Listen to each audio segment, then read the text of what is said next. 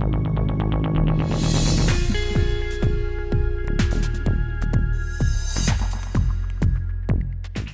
Evening, നമസ്കാരം. പ്രിയ പ്രേക്ഷകർക്ക് out of ഫോക്കസിലേക്ക് സ്വാഗതം. ഇന്നലെ രാഹുൽ ഗാന്ധിയുടെ പ്രസംഗം പാർലമെന്റിൽ നിന്ന് കേട്ടു. നമുക്ക് കഴിഞ്ഞ 10 വർഷമായി പരിചിതമില്ലാതിരുന്ന കുറച്ച് കാഴ്ചകളാണ് പാർലമെന്റിൽ നിന്ന് ഇന്നലെ കണ്ടത്. ശക്തമായ വിമർശനങ്ങൾ പല വിഷയങ്ങളിൽ പ്രധാനമന്ത്രിക്കെതിരെയും കേന്ദ്രത്തിനെതിരെയും രാഹുൽ ഗാന്ധി ഇന്നലെ ഉയർത്തുകയുണ്ടായി. അപ്പോൾ ആ വിഷയത്തെക്കുറിച്ചാണ് നമ്മൾ സംസാരിക്കാൻ പോകുന്നത്. രാഹുലിന്റെ പ്രസംഗത്തിൽ ഇംപ്രസ്ഡ് ആയിട്ടുണ്ടോ? രാഹുലിന്റെ പ്രസംഗത്തിനെ കുറിച്ച് രണ്ട് തരത്തിൽ രാഹുലിൻ്റെ പ്രസംഗത്തെ കാണണം എന്നാണ് എനിക്ക് തോന്നുന്ന കാര്യം. ഒന്നാമത്തേത്, രാഹുൽ ഗാന്ധി നേരത്തെ രേഷ്മ തുടക്കത്തിൽ പറഞ്ഞ പോലെ കഴിഞ്ഞ 10 വർഷമായി നമ്മുടെ ഇന്ത്യക്ക് പരിചിതമല്ലാത്ത ഒരു പാർലമെൻറ്റ് അന്തരീക്ഷം സംജാതമാക്കി എന്നാണ് അതിൻ്റെ ഏറ്റവും വലിയ പ്രത്യേകത. അതിൻ്റെ ഒന്നാമത്തെ റീസൺ, രാഹുൽ ഗാന്ധി ഒരു സാധാരണ അംഗമല്ല, അദ്ദേഹം പ്രതിപക്ഷ നേതാവാണ്. പ്രതിപക്ഷ നേതാവ് എന്ന് പറയുമ്പോൾ അദ്ദേഹത്തിന് സ്പെഷ്യൽ പ്രിവിലേജ് ഉണ്ട്, പ്രത്യേക സമയമുണ്ട്. ആ സമയം എടുത്തുകൊണ്ട് അദ്ദേഹം സംസാരിക്കുകയാണ്. ആ സംസാരത്തിൽ നരേന്ദ്രമോദി മുന്നോട്ട് വെക്കുന്ന രാഷ്ട്രീയത്തെയും വളരെ നിശ്ചിതമായ ഭാഷയിൽ വളരെ ഷാർപ്പായിട്ട് അദ്ദേഹം അറ്റാക്ക് ചെയ്യുന്നുണ്ട്. അതിന് ശരിയാവണ്ണം മറുപടി പറയാനോ പ്രതിരോധം ഉയർത്താനോ രാഹുലിനെ പഴയപടി ഒരു നിസ്സാരക്കാരൻ നിലയ്ക്ക് അടിച്ചിരുത്താനോ ഇന്നലെ ട്രഷറി ബെഞ്ചിന്, ഭരണപക്ഷ ബെഞ്ചിന് കഴിഞ്ഞില്ല. മോദി അടക്കമുള്ള ആളുകൾ എഴുന്നേറ്റ് നിന്നുകൊണ്ട് രാഹുൽ ഗാന്ധി പറയുന്നതിനകത്ത് ചില കുത്തിത്തിരിപ്പുകൾ ഉണ്ടാക്കി അദ്ദേഹത്തെ നിശബ്ദനാക്കാനുള്ള ശ്രമം നടത്തുന്നത് കണ്ടു. പക്ഷേ വിജയിച്ചില്ല. രാഹുൽ ഗാന്ധി വളരെ ദീർഘനേരം സംസാരിച്ചത് മുഴുവൻ നരേന്ദ്രമോദി, അമിത്ഷായും വല്ലാതെ ഡിസ്റ്റേബ് ചെയ്യുന്ന ഒന്നായിരുന്നു. അപ്പോൾ മോദി എന്ന് പറയുന്ന ലീഡർ അദ്ദേഹത്തിൻ്റെ പൊളിറ്റിക്കൽ കരിയറിൽ ആദ്യമായി ഒരു പ്രതിപക്ഷത്തെ, ജനാധിപത്യ പ്രക്രിയയുടെ ഒരു അടിസ്ഥാന സംഗതി പ്രതിപക്ഷം ഉണ്ടാവുക എന്നുള്ളതാണ്. അങ്ങനെ ഒരു പ്രതിപക്ഷത്തെ, അതിൻ്റെ വികാരത്തെ, അതിൻ്റെ ശബ്ദത്തെ അനുഭവിച്ച ഒരു ദിവസം അതാണ് ഇന്നലെ. ഇന്നും അദ്ദേഹം അനുഭവിച്ചുകൊണ്ടിരിക്കുകയാണ്. ഇപ്പം നമ്മൾ സംസാരിച്ചുകൊണ്ടിരിക്കുമ്പോൾ മോദി പാർലമെൻറ്റിൽ ആർട്ടിക്കിൾ 370 എടുത്തു കളഞ്ഞതിനെക്കുറിച്ച്, സർജിക്കൽ സ്ട്രൈക്ക് നടത്തിയതിനെക്കുറിച്ച്, അദ്ദേഹം കൊണ്ടുവന്ന വികസന വിപ്ലവങ്ങളെക്കുറിച്ച് പ്രസംഗിച്ചുകൊണ്ടിരിക്കുകയാണ്. നമുക്ക് കേട്ട് പരിചയമുള്ള സംഗതികൾ തന്നെ. അത് പക്ഷെ പുറത്ത് കേൾക്കാൻ പറ്റില്ല ആ പ്രസംഗിക്കുന്ന ആ നിലയ്ക്ക്. അത്രയും വലിയ ബഹളം മണിപ്പൂരിൻ്റെ പേരിൽ, വി വാണ്ട് ജസ്റ്റിസ് മണിപ്പൂർ, ഈ വിഷയങ്ങൾ ഇങ്ങനെ നിരന്തരം മുദ്രാവാക്യം പോലെ പ്രതിപക്ഷം മുഴക്കിക്കൊണ്ടിരിക്കുകയാണ്.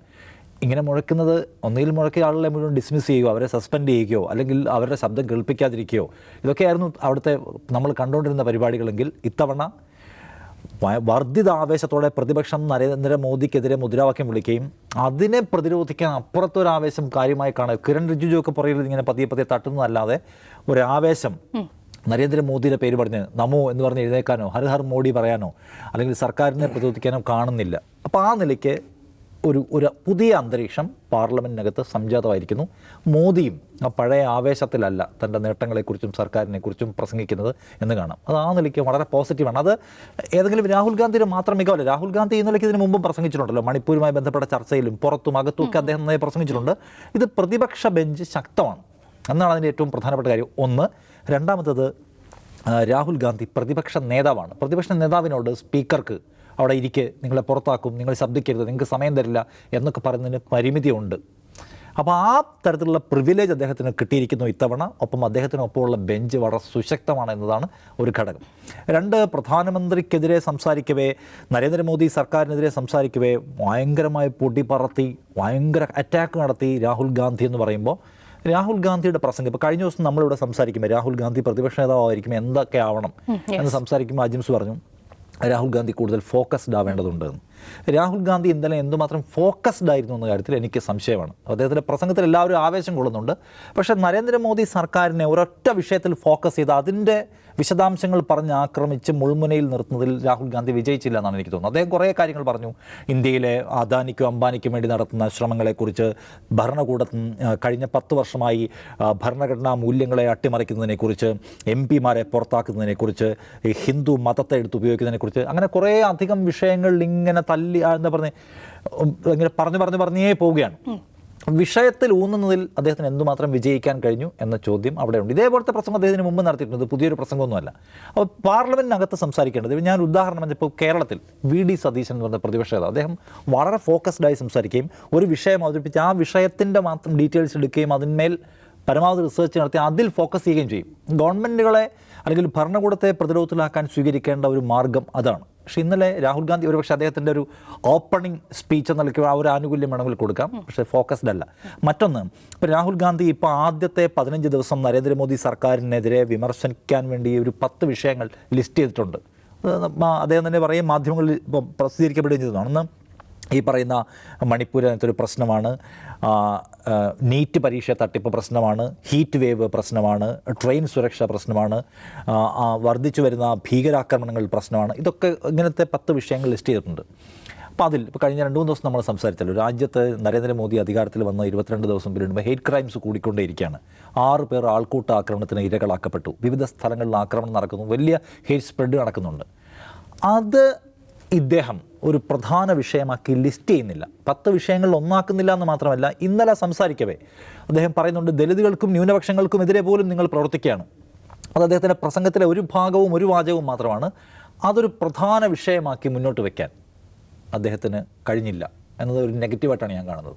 അപ്പം വെറുപ്പിൻ്റെ അങ്ങാടിയിൽ സ്നേഹത്തിൻ്റെ കട എന്ന് പറയുമ്പോൾ ആ സ്നേഹത്തിൻ്റെ കടയുടെ ഡെഫിനിഷൻ എന്താണ്? ഇത്തരം വിഷയങ്ങളെ എടുത്ത് മുന്നിൽ കൊണ്ടുവന്ന് വെച്ച് നിങ്ങൾ വന്നതിന് ശേഷം വലിയ തോതിൽ ആക്രമിക്കപ്പെടുകയാണ്. ഇന്നലെ ജോൺ ബ്രിട്ടാസ് രാജ്യസഭയെ പ്രസംഗിക്കുമ്പോൾ അദ്ദേഹം പറയുന്നുണ്ട്, നുഴഞ്ഞു കയറ്റക്കാർ എന്ന് മുസ്ലിങ്ങളെ വിളിച്ച പ്രധാനമന്ത്രി സത്യപ്രതിജ്ഞാ ലംഘനം നടത്തിയ ആളാണ്, അദ്ദേഹത്തിന് തുടരാൻ അർഹതയില്ലെന്ന്. അതിനുശേഷം അദ്ദേഹം വേറെ കുറേ കാര്യങ്ങളാണ് പറയുന്നത്. എങ്കിലും ഞാൻ പറയുന്നത് ആ നിലയ്ക്ക് ഇപ്പോഴത്തെ മനുഷ്യൻ്റെ ജീവിതത്തെ ബാധിക്കുന്ന പ്രശ്നങ്ങളിൽ ഫോക്കസ് ചെയ്യാൻ എന്താണോ ഇപ്പോൾ ഇന്നലെ അദ്ദേഹം സംസാരിച്ചത് മുഴുവൻ ഈ BJP എന്തുമാത്രം വെറുപ്പ് പ്രചരിപ്പിക്കുന്നു, ഹിന്ദുക്കളുടെ കുത്തക ഏറ്റെടുക്കുന്നു, ഹിന്ദു മതത്തിൻ്റെ പേരിൽ അക്രമം നടത്തുന്നു എന്നൊക്കെയാണ്. പക്ഷേ ഇപ്പോഴും ആ വിഷയത്തിലെ കാര്യങ്ങളെ കൊണ്ടുവരാൻ അദ്ദേഹത്തിന് കഴിഞ്ഞിട്ടില്ല എന്ന പ്രശ്നമായി ഞാൻ കാണുന്നുണ്ട്. എനിക്ക് തോന്നുന്നുണ്ട്. മറിച്ച് ഇന്നലത്തെ ഒരു ഓപ്പണിംഗ് സ്പീച്ച് എന്ന നിലയ്ക്ക് അദ്ദേഹം ഒരു ജനാധിപത്യത്തിൻ്റെ ആരവം പാർലമെൻറ്റിനകത്തേക്ക് കൊണ്ടുവരാൻ കഴിഞ്ഞു എന്നത് രാഹുൽ ഗാന്ധിയെ സംബന്ധിച്ച് ഭയങ്കര ഒരു അച്ചീവ്മെൻ്റാണ്. ആ നിലയ്ക്ക് അദ്ദേഹത്തെ രാജ്യം പ്രത്യാശയോടെ കാണുന്നു. ഭരണപക്ഷ ബെഞ്ചിനെ പോലും ഒന്ന് അമ്പരപ്പിക്കാൻ അദ്ദേഹത്തിന് കഴിഞ്ഞിട്ടുണ്ട്. അത് നല്ല തുടക്കമാണ്. പക്ഷേ ഈ നിലയ്ക്കുള്ള കാടും പടപ്പും തല്ലുന്ന പ്രസംഗങ്ങൾ ആവർത്തിച്ചാൽ അദ്ദേഹത്തിന് സ്കോർ ചെയ്യാൻ പറ്റുന്നില്ല. വിഷയങ്ങളെ ഫോക്കസ് ചെയ്യാൻ അദ്ദേഹത്തിന് ഇനിയും കഴിയട്ടെ എന്നാണ് എനിക്ക് പറയാൻ തോന്നുന്ന കാര്യം. ഈ മോദിക്കെയും കൂട്ടരെയും അസ്വസ്ഥരാക്കാൻ തക്കവണ്ണം ഉണ്ടായിരുന്നു രാഹുലിൻ്റെ പ്രസംഗം ഇന്നലത്തെ. തീർച്ചയായിട്ടും ആ പ്രസംഗത്തിലെ ഏറ്റവും വലിയ ഹൈലൈറ്റ് അത് തന്നെയാണ്. ഇപ്പോൾ നമ്മൾ വരുന്ന സമയത്ത് മോദി അതിന് മറുപടി പറയുന്നുണ്ട്. മറുപടി പ്രസംഗം നടക്കുമ്പോൾ മോദി പ്രസംഗിക്കുന്നു, ഈ പറയുന്ന ഓപ്പോസിഷൻ മുഴുവൻ നിന്ന് മണിപ്പൂരിന് വേണ്ടി മുദ്രാവാക്യം വിളിക്കുകയാണ്, മണിപ്പൂരിന് വേണ്ടി മാപ്പ് ചോദിക്കുമെന്ന് മോദിയോട് ആവശ്യപ്പെടുക. ഒരു നിമിഷം പോലും നിർത്താതെ മുദ്രാവാക്യം വിളിയിലാണ് മോദി ആ പ്രസംഗം കണ്ടിന്യൂ ചെയ്യുന്നത്. അദ്ദേഹത്തിന് പുതുതായിട്ടൊന്നും പറയാനില്ല. ഒരു മോദിയുടെ ഏറ്റവും മോശം രൂപമാണ് നമ്മൾ ഇന്ന് ഈ പാർലമെൻറ്റിൽ കാണുന്നത്. മോദി കഴിഞ്ഞ 10 വർഷം നമ്മൾ നോക്കിക്കഴിഞ്ഞാൽ മോദി വിജിഗീഷുമായിട്ട് നിന്നാണ് പ്രസംഗിക്കുക, അദ്ദേഹം നെഞ്ച് വിരിച്ച് നിന്നാണ് പ്രസംഗിക്കുക. ഇന്ന് അദ്ദേഹത്തിൻ്റെ ബോഡി ലാംഗ്വേജ് തന്നെ വളരെ ഡൗൺ ആയിട്ടാണ്. അദ്ദേഹം പഴയ കാര്യങ്ങൾ, ഞാൻ സർജിക്കൽ സ്ട്രൈക്ക് നടത്തി, അത് ചെയ്തു, ഇത് ചെയ്തു എന്നൊക്കെ പറയുന്നുണ്ടെങ്കിൽ പോലും അതിന് മുഖത്ത് അതിൻ്റെ ഒരു സന്തോഷമോ താൻ 3ാമതും തിരഞ്ഞെടുക്കപ്പെട്ട ഒരു സന്തോഷം ആ മുഖത്തില്ല. അങ്ങനെയാണ് അദ്ദേഹം പ്രസംഗിക്കുന്നത്. അതിൻ്റെ ഒരു കാരണം ഇന്നലത്തെ പ്രസംഗം കൂടിയാണ്. ഇന്നലത്തെ രാഹുൽ ഗാന്ധിയുടെ പ്രസംഗം കണ്ടപ്പോൾ നിഷാദ് പറഞ്ഞ പോലെ അങ്ങനെ ഫോക്കസ് ചെയ്തില്ല എന്നുള്ളതല്ല. രാഹുൽ ഗാന്ധി തുടങ്ങുന്നത് എന്താണ്?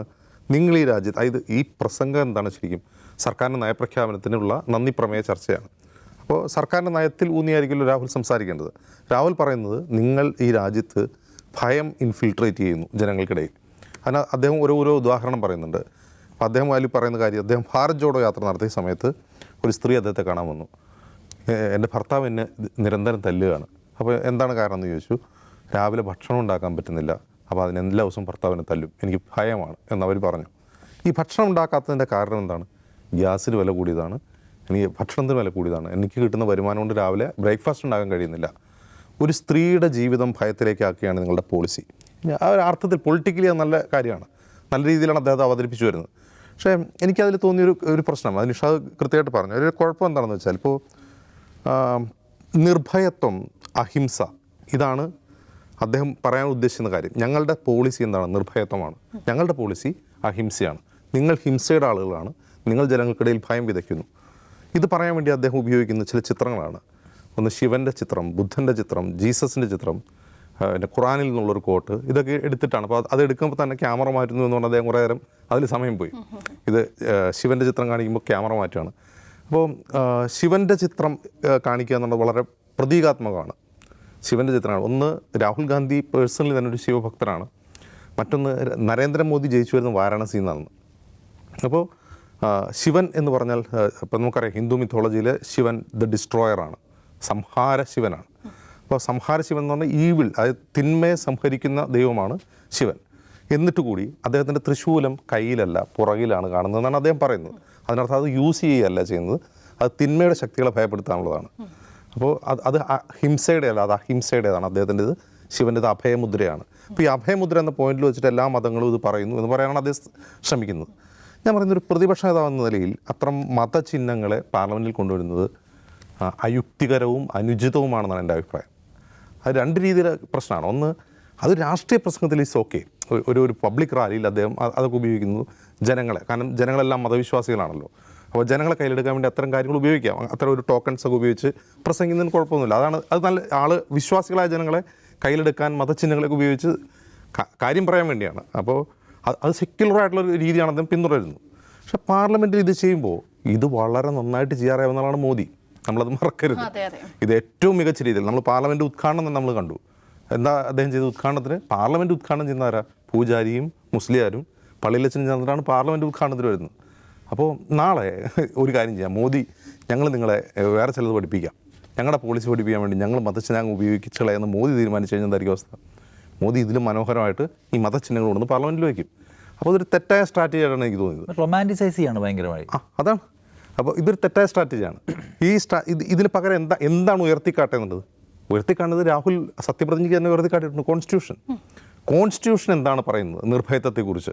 കോൺസ്റ്റിറ്റ്യൂഷൻ എന്താണ് അഹിംസയെക്കുറിച്ച് പറയുന്നത്? കോൺസ്റ്റിറ്റ്യൂഷൻ പൗരന്മാർ പരസ്പരം പുലർത്തേണ്ട ബന്ധവും ബഹുമാനവും എങ്ങനെയായിരിക്കണം? ഭരണകൂടവും പൗരനും തമ്മിലുള്ള ബന്ധം എങ്ങനെയായിരിക്കണം? ഒരു ഓതോറിറ്റേറിയൻ സ്വഭാവമുള്ള ഒരു ഭരണകൂടത്തോട് ജനം എങ്ങനെയാണ് പ്രതികരിക്കേണ്ടത്, ജനം എങ്ങനെയാണ് തിരുത്തേണ്ടത് എന്ന് കോൺസ്റ്റിറ്റ്യൂഷൻ എന്താണ് പറയുന്നത് തുടങ്ങിയ ഭരണഘടനാ മൂല്യങ്ങളിലൂന്നിയാണ് അദ്ദേഹം പ്രസംഗിക്കേണ്ടിയിരുന്നത്. കാരണം അത് കാണിച്ചത് അങ്ങനെയാണ്. സംവിധാനം പൊക്കിപ്പിടിച്ചുകൊണ്ടാണ് ഈ പ്രതിപക്ഷം മുഴുവൻ സത്യപ്രതിജ്ഞ ചെയ്തത്. എന്നിരിക്കെ ഈ മതചിഹ്നങ്ങൾ ഉപയോഗിച്ചത് ഒരു തെറ്റായ ഇമേജറിയാണ്, ഒരു തെറ്റായ തുടക്കം കൂടിയാണ്. മാത്രമല്ല അത് BJPക്ക് നല്ല വടി കൊടുക്കുകയാണ്. കാരണം നാളെ ചെങ്കോലെടുത്തുകൊണ്ട് മോദി പ്രസംഗിച്ചാൽ അങ്ങനെ ഉണ്ടല്ലോ, ഇത്തരം ഇമേജുകൾ ഉപയോഗിക്കാൻ മോദിക്ക് നന്നായിട്ട് അറിയാം. എന്ന് മാത്രമല്ല ഇത് നന്നായിട്ട് ഉപയോഗിക്കുന്നവരാണ് അവർ, അതിൻ്റെ അനുഭവം അവർക്കുണ്ട്. അപ്പോൾ അതൊരു തെറ്റായൊരു സ്ട്രാറ്റജിയാണെന്നാണ് ഞാൻ മനസ്സിലാക്കുന്നത്. മറ്റൊന്ന്, അദ്ദേഹത്തിൻ്റെ പ്രസംഗം വളരെ വൈകാരികവും അക്രമോത്സുകവുമായിരുന്നു. മോദിയെ മാത്രമല്ല, അദ്ദേഹം സ്പീക്കറെ പോലും ആക്രമിക്കുക എന്ന് പറഞ്ഞാൽ ഞാനും പ്രധാനമന്ത്രിയും പോയി അദ്ദേഹത്തെ സീറ്റിലിരുന്ന സമയത്ത് എന്നോട് വളരെ സ്ട്രെയിറ്റ് ആയിട്ട് അദ്ദേഹം ഷെയ്ക്ക് ഹാൻഡ് ചെയ്തു. മോദിയുടെ മുമ്പിൽ കുനിഞ്ഞു നിന്നു. അങ്ങ് കുനിഞ്ഞു നിൽക്കരുത്, കാരണം അങ്ങാണ് സഭാപതി, പാർലമെൻറ്റിൻ്റെ കസ്റ്റോഡിയൻ അങ്ങാണ്. ഈ സദസ്സിൽ ഇരിക്കുന്ന ആളുകളല്ല, നിങ്ങളാണ് ഇതിൻ്റെ ഏറ്റവും വലിയ ആൾ. അതുകൊണ്ട് നിങ്ങൾ കുനിയരുത് എന്ന് പറഞ്ഞ് വളരെ സ്നേഹത്തോടെയാണ് ഓർമ്മിപ്പിക്കുന്നത്. അത് ഓം ബിർളയെ എത്രമാത്രം അസ്വസ്ഥപ്പെടുത്തുന്നത് അദ്ദേഹത്തിൻ്റെ പ്രതികരണത്തിലുണ്ട്. ഞാൻ വയസ്സായവരെയാണ് ബഹുമാനിച്ചത്. അങ്ങനെ മോദിയേക്കാൾ വയസ്സായ MP ഉണ്ട് അവിടെ, എത്രയോ MP തൃണമൂലിൻ്റെ സൗഗത റോയ് ഉൾപ്പെടെയുള്ളവർ മോദിയേക്കാൾ പ്രായമുള്ള ആളുകളാണ്. അപ്പോൾ ഇത്തരം ആളുകൾ ധാരാളം. അപ്പോൾ ഇത്തരം കാര്യങ്ങളിൽ അദ്ദേഹം നന്നായി, ഈ 1 മണിക്കൂർ നന്നായി അദ്ദേഹം വിനിയോഗിച്ചു എന്നുള്ളത് ശരിയാണ്.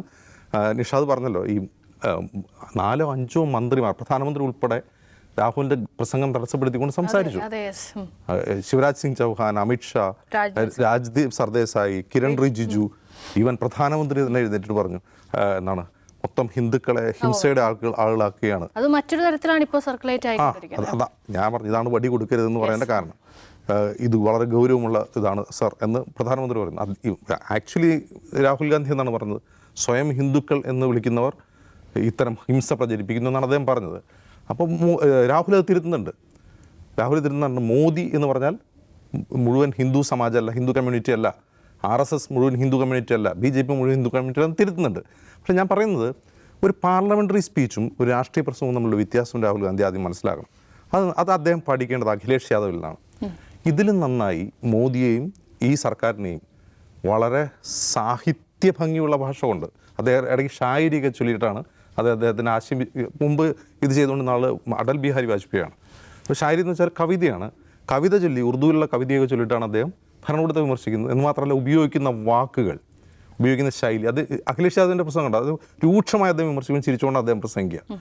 അതായത് കേൾക്കുന്നവർക്ക് മനസ്സിലാവും ഇതെനിക്കിട്ടാണല്ലോ മച്ചാനെന്ന് മനസ്സിലാവുമെങ്കിൽ പോലും വളരെ നല്ല വാക്കുകളാണ് അത് ഉപയോഗിക്കുക. പാർലമെൻ്ററി സ്പീച്ചിൻ്റെ ഒരു ശൈലിയിലേക്ക് രാഹുൽ ഗാന്ധി ഇനി കുറേ കൂടി പരിവർത്തിപ്പിക്കപ്പെടണമെന്നാണ് എൻ്റെ വ്യക്തിപരമായ അഭിപ്രായം. പക്ഷെ അദ്ദേഹം ഇന്നലെ നടത്തിയ പ്രസംഗം അത് ഹിസ്റ്റോറിക്കലാണ്, ഒരു തർക്കമില്ല, ചരിത്രപരമാണ്. കാരണം കഴിഞ്ഞ 10 വർഷം നമ്മൾ കണ്ട പാർലമെൻ്റ് അല്ല, ഇത് പുതിയ പാർലമെൻറ്റാണ് എന്ന് നമുക്ക് തോന്നിപ്പിക്കുന്ന, ഒരു പ്രതിപക്ഷമുണ്ടെന്ന് തോന്നിപ്പിക്കുന്ന, ഭരണപക്ഷത്തിന് മറുപടി പറഞ്ഞേ ഒക്കൂ എന്ന് തോന്നിപ്പിക്കുന്ന തരത്തിൽ പ്രതിപക്ഷം വളരെ സജീവമായി അവരുടെ ഒരു ഫസ്റ്റ് ഡേ ആയിട്ട് ഇന്നത്തെ ആ പ്രസംഗത്തെ നമുക്ക് വിലയിരുത്താം. ഇതിനകത്തൊരു കാര്യമുള്ളതെന്നറിയാമോ, നിങ്ങൾ ഹിന്ദുക്കളുടെ പേരിൽ അക്രമം നടത്തുന്നു, ഹിന്ദുക്കളുടെ മൊത്തം അട്ടിപ്പറവാശം നിങ്ങൾക്കല്ല എന്ന് പറയുമ്പോൾ, അങ്ങനെ ഒരു സംഗതി പറയുമ്പോൾ ഹിന്ദുക്കൾ ഡിസ്റ്റർബ്ഡ് ആകുമെന്ന് പേടിച്ച് ബാലൻസ് ചെയ്യാൻ എപ്പോഴും ഒരു സംഗതി കൊണ്ടു നടക്കുക, ശിവൻ്റെ ചിത്രം കൊണ്ടു നടക്കുക, ഞങ്ങൾ ശിവൻ്റെ അഭയമുദ്രയുള്ള പാർട്ടിയാണ്. അപ്പോൾ രാഹുൽ ഗാന്ധി മനസ്സിലാക്കേണ്ടത്, മതത്തിൻ്റെ പേരിൽ വോട്ട് ചോദിച്ചത് മോദിയാണ്. അതിന് മോദി കിട്ടാവുന്നതിൻ്റെ മാക്സിമം കിട്ടി. മതത്തിൻ്റെ പേരിലുള്ള വെറുപ്പിനെതിരായിട്ട് സംസാരിച്ചിട്ടാണ് ഞങ്ങൾ വോട്ട് ചോദിച്ചത്. ഞങ്ങൾക്ക് ഇത്രയും വിശ്വാസം ജനം തന്നു. അതിലാണ് ഇൻവെസ്റ്റ് ചെയ്യേണ്ടത്. എപ്പോഴും മതത്തെക്കുറിച്ചുള്ള ഒരു ഭയം, എപ്പോഴും ഈ ബാലൻസിങ് എന്തിനാണ് കൊണ്ട് നടക്കുന്നത്? അതിൻ്റെ ആവശ്യമില്ല. മനുഷ്യൻ്റെ ജീവിത പ്രശ്നങ്ങൾ പറഞ്ഞിട്ട് കിട്ടിയ വോട്ടിനകത്ത് അതിൽ ഇൻവെസ്റ്റ് ചെയ്യുക. ഈ ലൈറ്റ് വേർഷൻ കളിക്കുന്നത് അവസാനിപ്പിക്കുകയും മതത്തെക്കുറിച്ച് സംസാരിക്കാതിരിക്കുക. മതത്തിൻ്റെ പേരിൽ നിങ്ങൾ അക്രമം നടത്തുന്നു പറയൂ, എന്നിട്ട് ഇനി ആർക്കെങ്കിലും മതത്തിൽ വേദനിച്ചാലോ എങ്കിൽ ശിവൻ്റെ ചിത്രം ഉയർത്തി കാണിച്ചേക്കാം. ഇത്തരം കാൽപ്പനികത ഉപേക്ഷിച്ചിട്ട് മനുഷ്യരെക്കുറിച്ച് സംസാരിക്കാൻ മാത്രം ഫോക്കസ് ചെയ്യേണ്ട സമയമെന്നാണ് എനിക്ക് പിന്നെയും തോന്നുന്ന കാര്യം. ഈ മോദീനെ ഇങ്ങനെ പഞ്ചപുച്ഛ മടക്കി പാർലമെന്റിൽ കണ്ടിട്ട് തന്നെ കാലങ്ങളായി. ഇന്നലെ മഹുവ മൊയ്ത്ര എഴുന്നേറ്റ് നിന്ന് സംസാരിക്കാൻ തുടങ്ങിയപ്പോൾ മോദി പോകാനൊരുങ്ങി. സാർ പോവല്ലേ, എനിക്ക് പറയാനുള്ളത് കൂടെ കേട്ടിട്ട് പോകുമെന്ന് പറയുന്നതൊക്കെ നമ്മൾ കേട്ടു. ഇവനെ ആര് പ്രതിപക്ഷ നേതാവാക്കി? അതായത് മഹുവ പോയപ്പോൾ കഴിഞ്ഞ തവണ സസ്പെൻഡ് ചെയ്തപ്പോൾ അടുത്ത തവണ ഞാനിവിടെ ഉണ്ടാവുമെന്ന് വെല്ലുവിളിച്ചിട്ടാണ് മഹുവ പോയത്. ആ മഹുവയാണ് തിരിച്ചു വന്ന് ഈ പ്രസംഗിക്കുന്നത്. അപ്പോൾ അത് തന്നെയാണ് നമ്മൾ ഇന്നലെ ഈ പാർലമെന്റിൽ നിന്നൊക്കെ കാണുന്നത്. ജനാധിപത്യത്തിൻ്റെ ഒരു ഭംഗിയാണ്. അത് ഭരിക്കുന്ന പക്ഷം മാത്രമല്ല, മറുവശത്ത് ഒരു പ്രതിപക്ഷം കൂടി ശക്തമായി തന്നെ ഭരണപക്ഷത്തിനൊപ്പം ഉണ്ട് എന്നുള്ളതാണ് ആ ജനാധിപത്യത്തിൻ്റെ ഭംഗിയെ കൂടുതൽ മികവുറ്റതാക്കുന്നത്.